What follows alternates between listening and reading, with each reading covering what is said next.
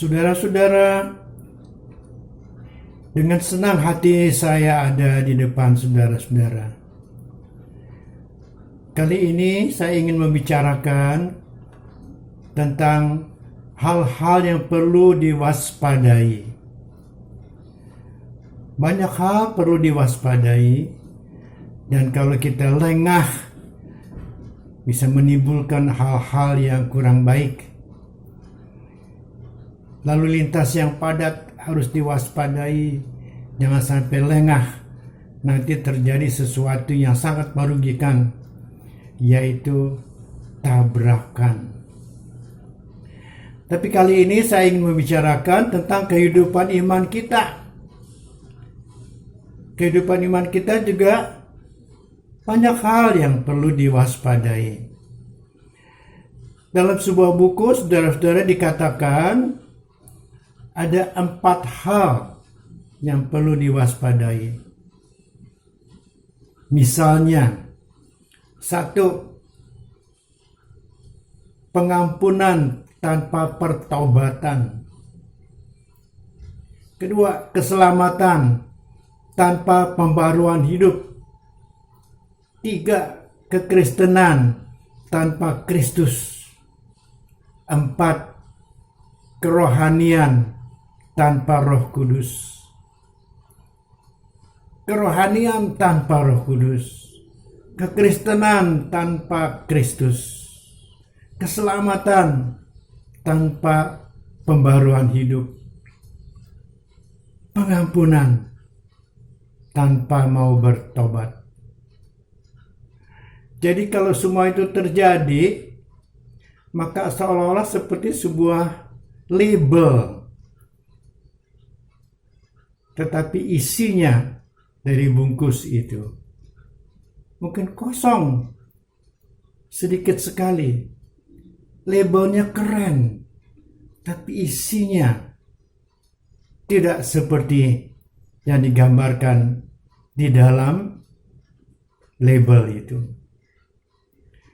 Nah, sebelum kita bicarakan bagaimana mengatasinya berdasarkan firman Tuhan, mari kita berdoa.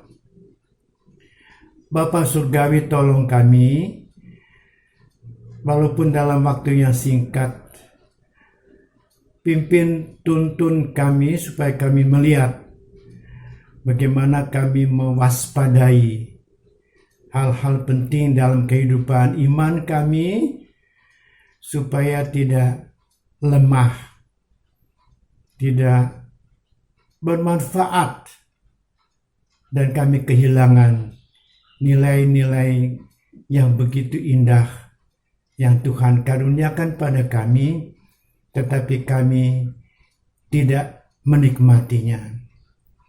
Dalam nama Tuhan Yesus kami mohon. Kabulkan Bapa sejauh kehendak Bapa.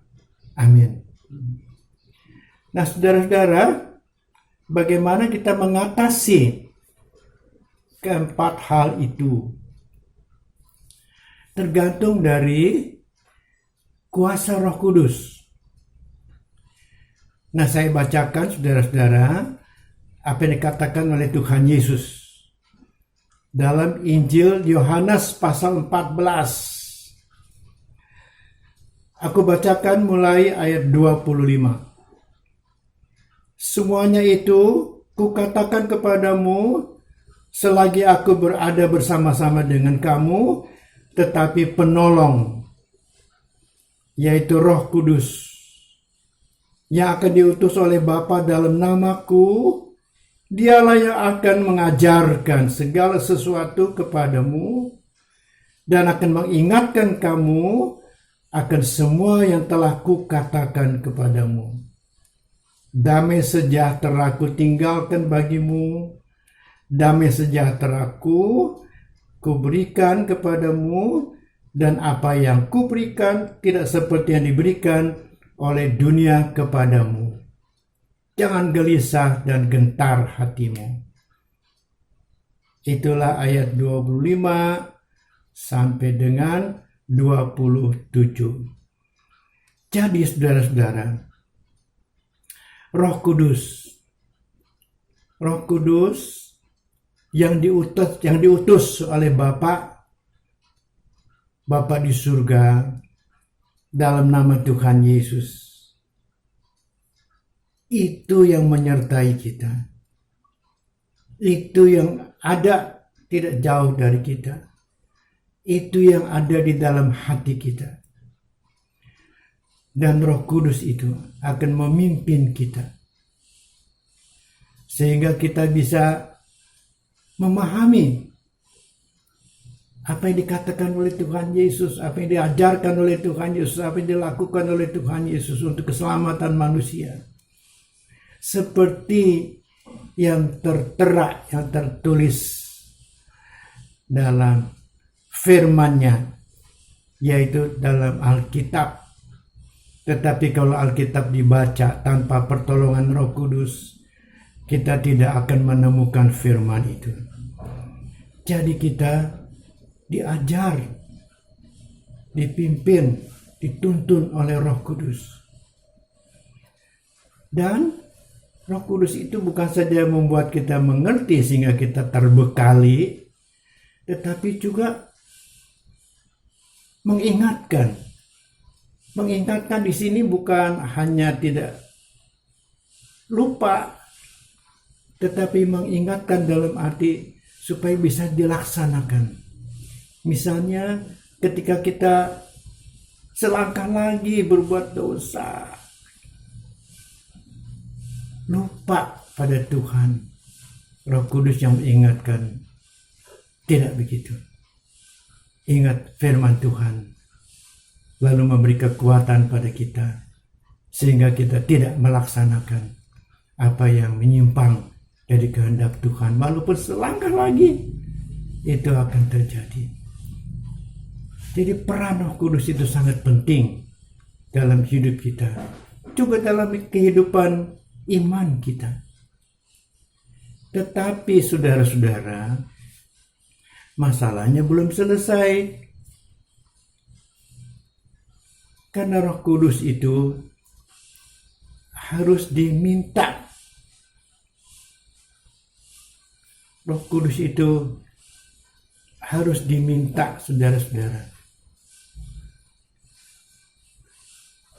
Aku bacakan sekarang Injil Lukas pasal 11 ayat 13. Jadi jika kamu yang jahat tahu memberi pemberian yang baik kepada anak-anakmu, apalagi Bapakmu yang di surga, Ia akan memberikan Roh Kudus kepada mereka yang meminta kepadanya. Meminta dengan rendah hati, meminta dengan kesadaran bahwa betul-betul kami membutuhkan, meminta dengan keyakinan bahwa Bapa akan memberikan karena ini baik buat kita.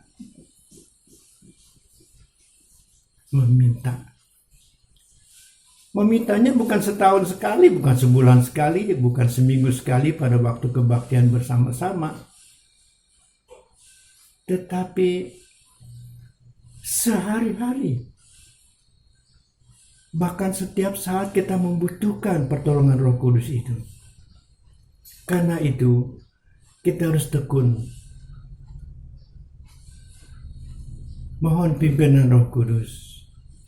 Tapi juga kita harus membuka lembaran Alkitab, karena Roh Kudus bekerja memakai firman-Nya yang tercantum di dalam Alkitab. Kalau kita membaca Alkitab dengan baik, dengan pertolongan Roh Kudus, maka kita akan dipimpin. Dan jalan hidup kita akan menjadi jauh lebih baik. Jalan hidup kita mencapai tujuan. Apa itu tujuan? Tujuan itu bukan saja nanti kalau kita meninggalkan dunia ini, masuk ke rumah Bapa, itu pun tujuan.